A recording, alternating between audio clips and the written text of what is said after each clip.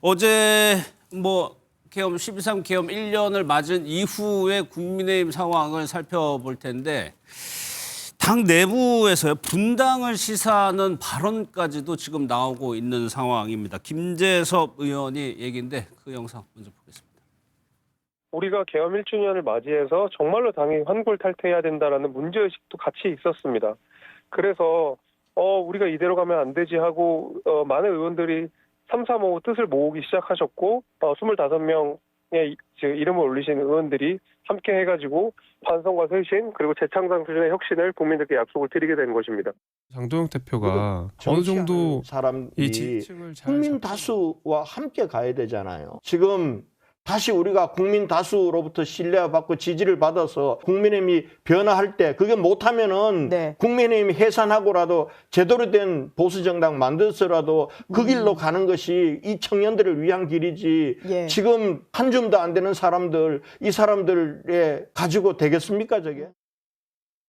국민의힘 현역 의원들이 공식적인 인터뷰 자리에서 저렇게 얘기를 하고 있는 상황이에요. 송원석 원내대표가 물론 사과 기자회견을 했습니다만 장동혁 대표의 그 SNS 메시지를 문제 삼고 있는 것 같은데 지금 국민의힘 내부에서 저런 의견을 가진 사람들이 늘어나는 추세가 그 비율이 어느 정도나 된다고 보세요? 일단 계속적으로 늘어나고 있는 부분이 맞는 게요. 예. 어쨌든 내년도에 지방선거를 이대로 가면 내년 지방선거를 그냥 대패한다. 이런 것들에 대한 위기의식이 지금 분명히 있는 거거든요. 예. 또 한편으로 볼 때는 지금 어제 아마 12월 3일을 기해서 12월 3일 1년이니까 나오는 거 보면 어쨌든 비상계엄에 대한 원인에 대해서는 여러 가지 해석이 분분할 수 있지만 그 이유를 불문하고 어쨌든 비상계엄으로 인해서 국민들이 느꼈을 여러 가지 공포, 두려움 이런 것들에 대해서는 집권 여당이었던 국민의힘이 포괄적으로 책임을 지고 사과해야 된다. 이런 부분들은 굉장히 확산되어 있는 건 분명하거든요. 예. 다만 저는 장동혁 대표가 지금 보면 윤석열 전 대통령하고 나름대로 일단 교감을 하고 있고 한다는 느끼는 부분이 민주당도 그동안 보면 개딸이라고 하는 강성 팬덤에 포획돼 있었거든요. 그런 만큼 국민의힘도 마찬가지로 윤 어게인 세력에 의해서 포획된 게 아닌가. 그렇다면 장동혁 대표가 당대표 되는 과정에 있어서 가장 중요한 정치적 기반이었던 것이 결국은 극우 유튜버 그다음에 우리 윤 어게인 세력이거든요. 예. 아마 그 장동혁 대표 같은 경우는 지금 정치를 시작한 지 3년밖에 되지 않았는데 당대표가 될 수가 없거든요. 아마 본인이 가장 주목을 받았던 건 한동훈 대표 시절에 수석 최고위원이 되면서 약간 주목을 끌었고 예. 이번에도 같은 경우에 이번 전당대회도 보면은 전환기를 비롯한 그 유튜브에 출연함으로써 상당히 이 당대표 되는데 중요한 계기가 된 게 맞거든요. 그렇기 예. 때문에 아마 장동혁 대표는 본인의 정치적 기반인 윤 어게인 세력들이 원하는 그 사과를 하면 안 된다는 그 부분을 절대적으로 순응할 수밖에 없는 상황이라고 보이고요. 예. 다만 저는 지금 만약 윤 어게인 세력들이 이 정도로 이렇게 굉장히 국민의힘에서 굉장히 큰 어떤 포션을 차지하고 있다면 저는 권영진 의원이라든가 아니면 김재섭 의원이라든가 나름대로 어떤 이 비상계엄에 대해서 사과를 얘기했던 그런 어떤 개혁적인 목소리가 계속적으로 아마 내용을 개혁할 수는 있지만 계속적으로 내용을 만들어내지만 예. 장동혁 체제를 무너뜨릴 만큼의 그런 큰 목소리로 커질 수는 없는 부분이 있는 거거든요. 커질 수는 없다. 그럴 수는 없는 게 예. 왜냐하면 이게 우리가 지금 보수 대통령이 두 번째 탄핵이 당하다 보니까 과거의 경험을 얘기해야 되는데 2016년 12월 달에 박근혜 대통령이 국회 탄핵을 되고 난 다음에 예. 보름도 지나지 않아서 그때 유승민, 남경필, 김우성 의원들을 비롯한 한 30여 명이 탈당을 해가지고 바른정당을 만들었거든요. 그렇죠. 예. 근데 바른정당을 만들었고 이후에 이제 이 안철수의 국민의당하고 합쳐서 이제 나중에 바른미래당을 만들게 되는데 그 바른미래당 보수 정당의 실험이 그때 실패를 하고 예. 미래통합당하고 통합을 하게 되는 사태가 벌어졌거든요. 그렇기 때문에 저는 아마 장동혁 대표가 얘기하는 거는 결국은 안에서 아무리 사과를 얘기하는 어떤 개혁적인 목소리가 나온다고 하더라도 이 사람들이 분당하지는 못할 것이다. 나가지는 못할 절대로 것이다. 분당하지는 못할 것이다. 예. 그리고 장동혁 대표 체제를 흔들 수도 없거든요. 지금. 왜냐하면 장동혁 대표뿐만 아니라 김민수 최고위원이라든가 신동욱 또는 그 김재원 의원들이 확실하게 지금 이 사과에 대해서 반대입장을 표명하고 있고 이분들이 대표 체제를 유지하고 있기 때문에 저분들이 아무리 시끄럽게 사과를 해야 된다 아니면 국민 앞에 이제 다시 다가가야 된다, 쇄신해야 된다고 하더라도 예. 장동혁 대표의 체제가 굳건한 이상은 이런 목소리들이 계속적으로 확산되거나 커지긴 하겠지만 예. 계속적으로 그냥 국민의힘이 내용 사태로만 그치지 않을까.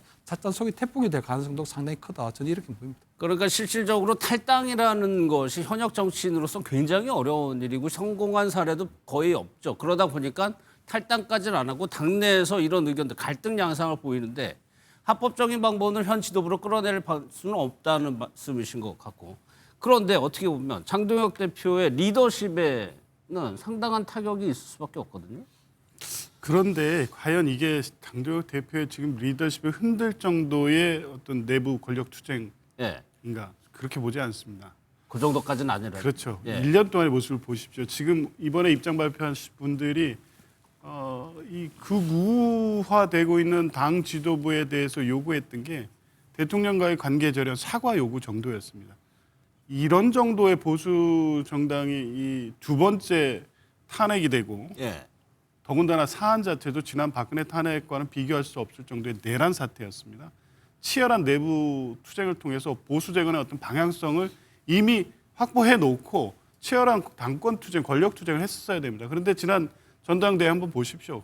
결국에 당시만 해도 전환길 픽이 누구냐로 실제 전당대회 지도부가 구성되는 우스꽝스러운 장면의 결과였습니다. 물론 예. 그 일부 요인이기도 했지만 그 당시 시점, 지금 국민의 모습을 보면 그런 구구적 발언과 그 메시지를 내고 그들과 같이 하는 사람들이 주로 지도부를 형성하고 있기 때문에 지금도 윤석열 전 대통령과 같이 가는 행보, 윤 어게인과 크게 다르지 않은 행보를 하고 있는 겁니다. 그 과정에서 지금 소위 말하는 소장파들이 제대로 된 목소리를 낸 적이 없습니다. 지금에 와서 12.3 1주년이라는 특별한 의미가 있기 때문에 예. 어떤 전환의 계기로 삼기 위해서 어쩔 수 없이 사과는 했지만 분당할 용기도 없고 실제 국민의힘 주류 세력과 헤어질 결심도 하지 못할 거로 봅니다. 예. 지금 좀 전에 의원님 말씀하셨지만 이미 실패한 경험이 있고 그렇게 나갔을 경우에 배신자라는 낙인, 보수 지지자로부터 배신자라는 낙인 이걸 감당하기 어려울 것이다라는 회의론, 예. 패배주의가 만연해 있을 겁니다. 근데 그거 극복하지 못하면 이제 계속 장동혁 대표 뜻대로 당이 가는 거겠죠. 근데 그게 계속 갈 수는 없을 것이고 결국 예. 이 상황 이 국면 그대로 가면 내년 지방선거 결과에 의해서 민심에 의해서 그 바뀌는 상황으로 내몰릴 가능성이 있지만 지금 이제 김재섭 의원 등의 입장 발표한 분들이 실제 보수의 미래를 정말 걱정하신다면 예. 헤어져야죠. 분당이든 탈당이든 그 정도 결심을 갖고 움직여야만이 보수의 어떤 새로운 메시지를 주고 가는 것이지. 예. 그렇지 않고 당내에서 이렇게 소극적 방식으로 메시지를 낸다고 한들 지금의 국민의힘의 흐름이 크게 바뀔 것 같지는 않습니다. 예. 그래서 김재섭 의원은 이제 집단 규탄 행동에 나설 것이라고 얘기를 했습니다. 그 숫자를 한번 좀 카운트한 게 있는데 대국민 사과한 의원 현역 의원이 25명이죠. 개별 사과가 5명이라고 합니다. 원내대표단이 10명이었고 송원석 원내대표가.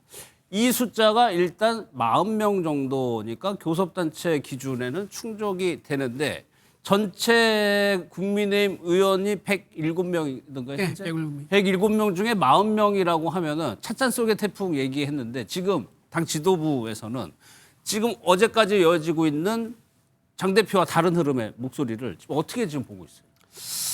일단 이제 분당에 대한 목소리를 지금 내고 있는 것 같아요. 분당 우리가 여차하면 실행할 수 있다라고 이제 목소리를 낸 것 같은데 지금 만약에 내년에 뭐 총선을 앞두고 있거나 대선을 앞두고 있으면 그럴 수도 있습니다. 그런데 지금 그게 아니라 내년에 지방선거가 있거든요. 네. 지방선거가 있으면 일단 당사도 만들어야 되고요. 전국 당사도 만들어야 됩니다. 그리고 그 새로 만든 정당에서 후보도 내야 되는데 그렇게 25명 정도 많으면 40명을 할 수 있겠지만 지금 어쨌든 서명한 그 명확하게 뜻을 밝힌 25명 정도가 창당한다면 누가 그 정당에 들어가서 지방선거 후보로 나오겠느냐. 예. 그런 문제도 있는 거예요. 현실적으로는 굉장히 좀 어려운 문제다.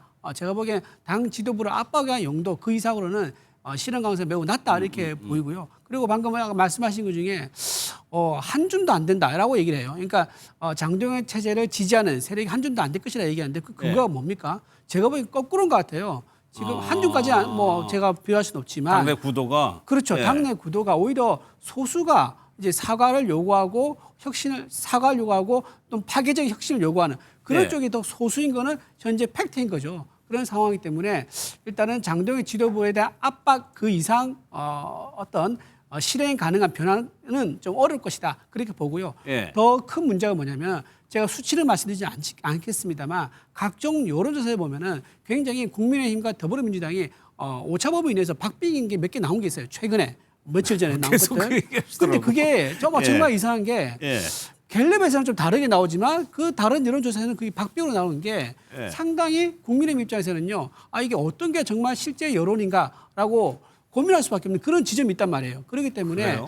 예. 일관된 어떤 이제 만약에 어떤 여론에서 나왔다. 전부 다 격차가 많이 벌어졌다라고 하면 당 지도가 입장을 바꿀 수 있겠죠. 그러지 않고 현재 장동혁 지도부에 대한 지지하는 그런 여론조사가 상당히 높게 나오기 때문에 예. 당에서는 최대 아마 현재의 어떤 그 구도를 끌고 가서 내년 지방선까지 한번 예. 투쟁을 제대로 해보는 그런 그림을 그릴 가능성이 높다고 봅니다. 국힘에 계신 분들이 그런 여론조사를 가끔 얘기하시는데 뭐 갤럽이라든가 MBS라든가 그 부분 차이가 좀 나고 있는데 알겠습니다. 근데 궁금한 것이 송원석 원내대표는 진심이 담긴 사과라고 얘기를 했고 장동혁 대표의 어제 SNS 메시지 핵심은 사과를 안 했다는 거예요.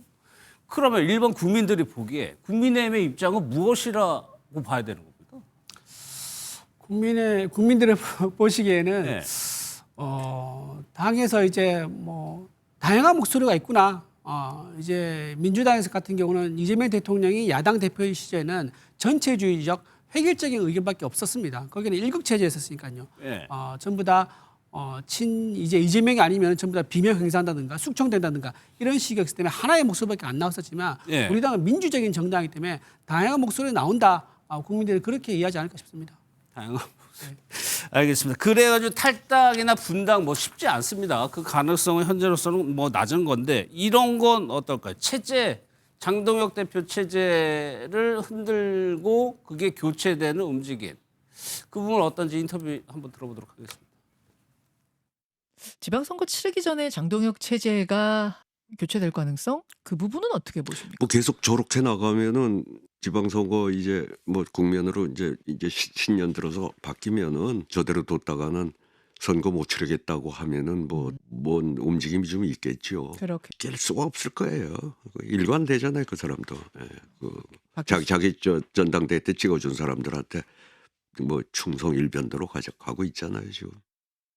윤 어게인이라고 하는 그 강성 지지층들한테 엎혀서 포퓰리즘적인 정치를 이어나가고 있는 이 상황이 굉장히 국민의힘 소속 정치인으로서 통탄스럽다 생각이 듭니다.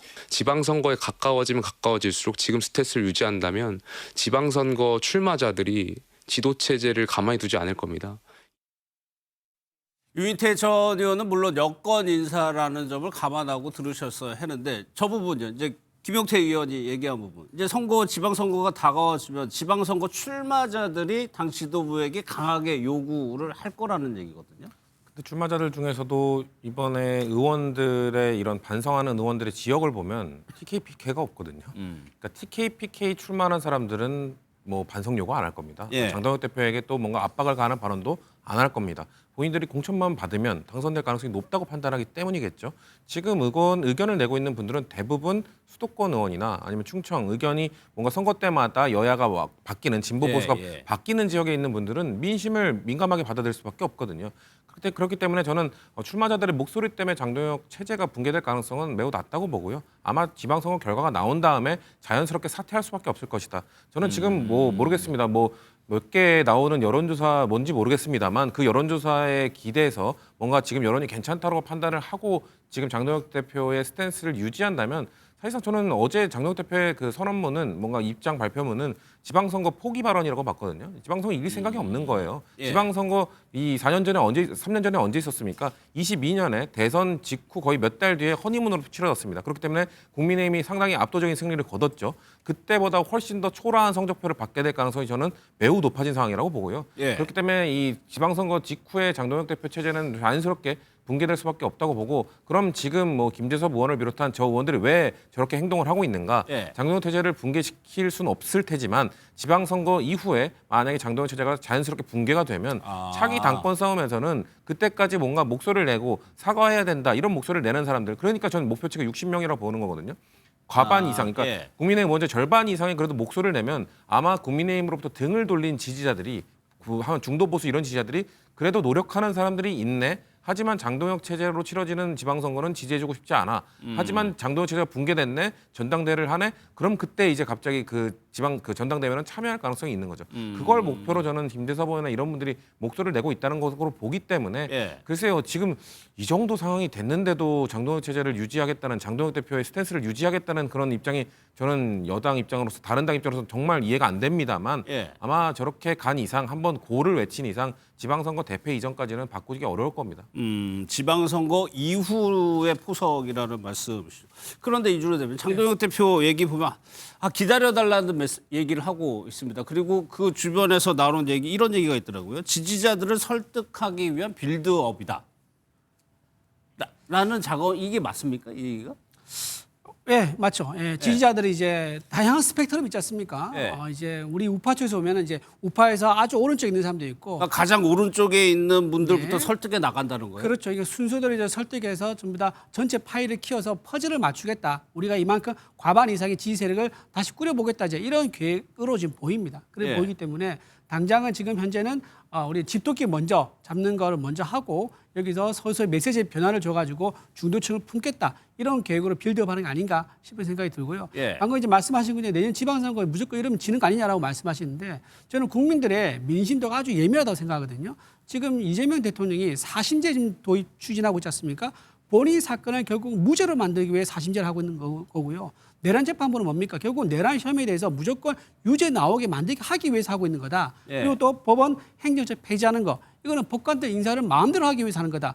이렇게 삼권 분립과 헌정 질서를 유린하고 있는 거에 대한 견제 심리가 아마 내년 지방선거의 핵심 키워드가 돼서 작동될 가능성이 높습니다. 그렇기 때문에 예. 민주당에서는 지금 뭐 좋은 꿈을 이제 꿀 수는 있죠. 꿀 수는 예. 있지만 이재명 대통령까지 나서가지고 쿠데타라는 단어를 써가지고 이렇게 오히려 적극적으로 나서서 내년 지방선거의 어떤 프레임을 짜려고 하는 그런 모습이 더 예. 국민들에게는 견제 심리를 작동하는 트릭으로 아마 좀 작용했을 것이다. 저는 그래 봅니다. 그 선거에서 중요한 거를 여러 가지 얘기합니다. 구도도 얘기하고 또 하나가 이슈인데 말씀하신 것처럼 그거는 다음 지방선거 이슈가 정권 심판론으로 가는 것이냐 아니면 여전히 계엄과 탄핵 이슈가 이어지느냐의 판단이거든요. 근데 원래는 이제 내년 지방선거쯤 되면 새 정부가 출범한 지 한 1년밖에 안 됐기 예. 때문에요.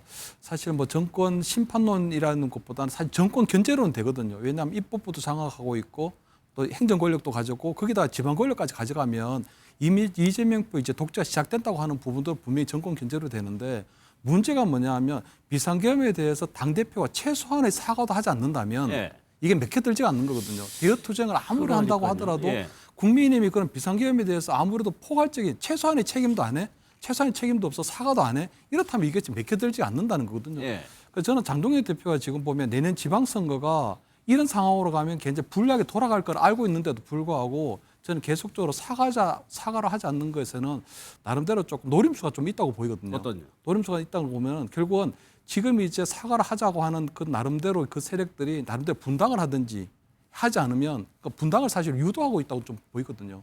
왜냐하면 저는 내년 지방선거에 만약에 지방선거 결과가 만약 대패했다. 하지만 장동혁 대표 차제 과연 붕괴될까 하는 의구심도 좀 생기거든요. 대패하더라도 왜냐하면 장동혁 대표하고 나머지 최고위원들이 그대로 건자기 때문에 이분들이 사퇴를 거부했을 경우에 과연 이분들을 끌어내릴 만큼의 당내 세력이 그 정도 강대한가 하는 예. 좀 생각이 들고요. 두 번째, 그럼 만약 저분들 장동혁 대표 체제가 무너졌다. 그러면 예를 들어 그럼 지금 기다리고 있는 한동훈 체제가 만들어질까? 예. 저는 그렇게도 생각하지 않거든요. 왜냐하면 지금 한동훈 대표가 비대위원장하고 당대표를 될 때만 해도 당내에 굉장히 중도층 또는 합리적인 스윙 보터들이 있었는데 그분들이 지금 무관심하게 되고 다 실망 상태로 다 빠져버렸거든요. 예. 그렇기 때문에 저는 지금 국민의힘이 사실상 윤어게인 당이라고 부를 수 있을 정도로 윤어게인 세력들이 워낙 세력 분포가 크기 때문에 예. 지금 김재섭 의원이라든가 김용태 의원이라든가 권영주 의원이라든가 이런 나름대로 사과를 얘기했던 분들이 아무리 늘어난다고 하더라도 실질적인 세력 부도에 있어서는 윤어게인 세력들이 또 새로운 제2 장동혁 체제를 또 만들어낼 수 있는 힘이 생겼거든요. 지금. 그래요? 그렇기 예. 때문에 저는 장동혁 대표 체제가 믿고 가는 부분은 결국은 국민의힘은 사실상 윤어게인 세력들이 그대로 이제 장악을 했고 예. 지방선거에서 지더라도 혹시 내가 물러나게 된다고 하더라도 윤어게인이 미는 또 새로운 대표가 또 올라오게 되는 거거든요. 그렇기 때문에 저는 한동훈 대표라든가 사과를 이번에 주도한 뭐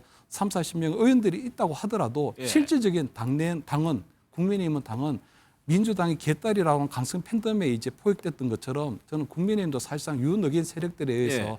지금 이제 사실상 이제 포획된 게 아닌가 저는 이렇게 그 세력이 주류가 됐다는 말씀이신 것 같아요. 그럼 말씀하신 한동훈 전 대표의 입지가 생기는 것이냐 또 한번 따져보겠습니다. 어제 영상을 좀 먼저 보겠습니다. 당시 여당 당대표로서 계엄을 미리 예방하지 못한 점에 대해서 다시 한번 국민들께 깊이 사과드립니다. 국민들께서 오케이 하실 때까지 사과해서 예. 이 계엄의 바다를 건너고 그래서 국민들이 원하는 민주당 폭주를 제어하고 견제하자는 거예요.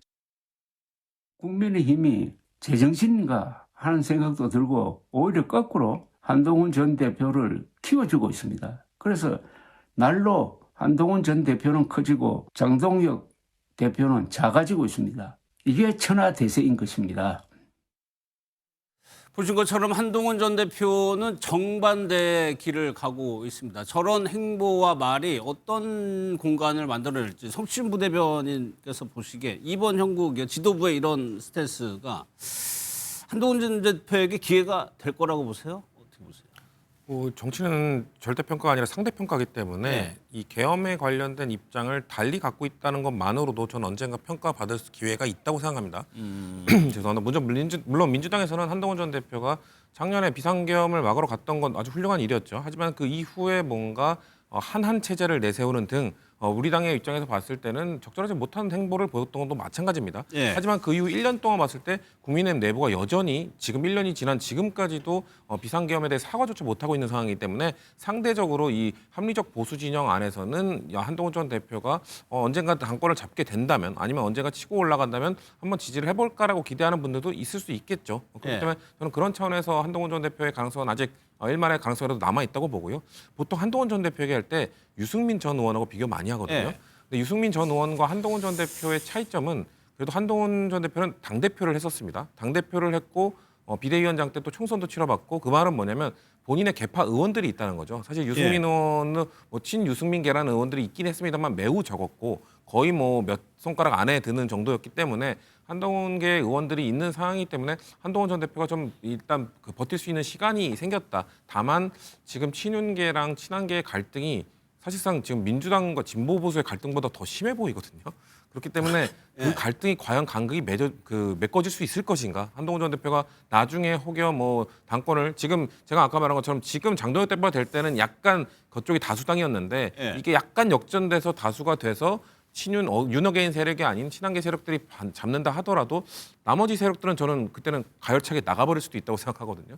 그렇기 때문에 그런 한계점들을 갖고 있긴 합니다만 전 그래도 여전히 그러니까 국민의힘에 지금 결국 국민의힘이 잡아야 되는 거는 민주당 지지층이 아니라 국민의힘으로부터 등을 돌린 지지층이잖아요. 예. 그 등을 돌린 지지층을 잡을 수 있는 가능성은 전 윤어게인보다는 한동훈 전 대표가 훨씬 더 많다고 그럼 생각합니다. 한동훈 전 대표가 지금 친주류 그 세력을 뚫고 들어갈 수 있을 거는 그러니까 지금 김재섭 의원이 친한 게 아닙니다만 그래도 계엄 반대라는 탄핵 찬성이라는 이 화두 하나로만 뭉친 사람들의 숫자가 절반이 넘게 되는 순간 60명이 되는 순간 그거는 충분히 뚫고 들어갈 계기가 마련되겠죠. 근데 그렇죠. 숫자가 60명이 된다면. 그렇죠. 그렇게 차기 전당대회가 만약에 제가 아까 말씀드린 전당대회 이후 시나리오를 봤을 때 그때는 이번 전당대회 때 전당욱 대표 나올 때 한동훈 전 대표 안 나왔잖아요. 그때는 이제 본인이 그때도 안 나오면 사실상 기회를 발로 차버리는 거라 보고요. 그때는 나와서 정면 승부를 해야겠죠.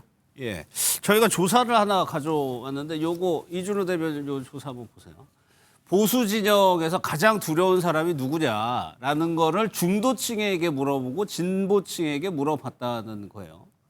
중도층에서는 한동훈 전 대표를 얘기했고 진보층에서는 유승민 전 의원이 가장 두렵다고 얘기를 했는데 요거를 이준호 대변인이 좀 다르게 해석하실 것 같기도 하고.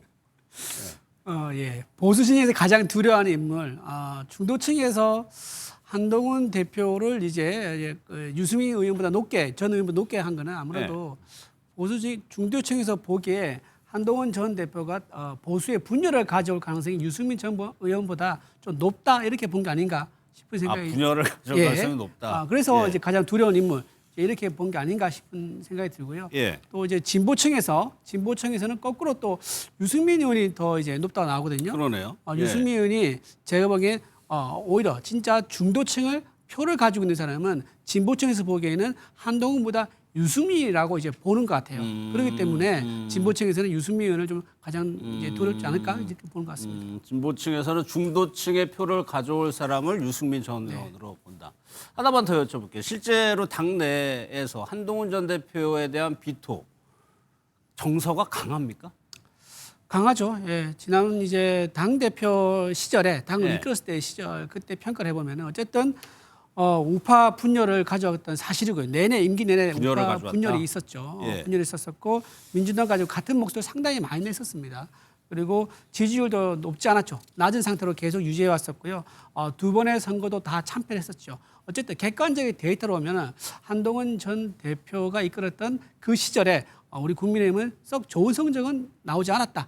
이렇게 볼 수 있지만 굉장히 특이하게도 예. 한동훈 대표가 소수의 강성 팬덤이 있다. 그거는 사실인 것 같아요. 그렇죠. 그것 때문에 예. 작은 목소리를 내도 크게 이제 요란하게 좀 소리가 나는 이제 이런 현상은 좀 있는 것 같은데 어쨌든 당을 전체 이끌 때의 현상을 지난번에 성과를 보면은 썩 좋다고 보기 어렵다는 게 객관적인 데이터 같습니다. 알겠습니다.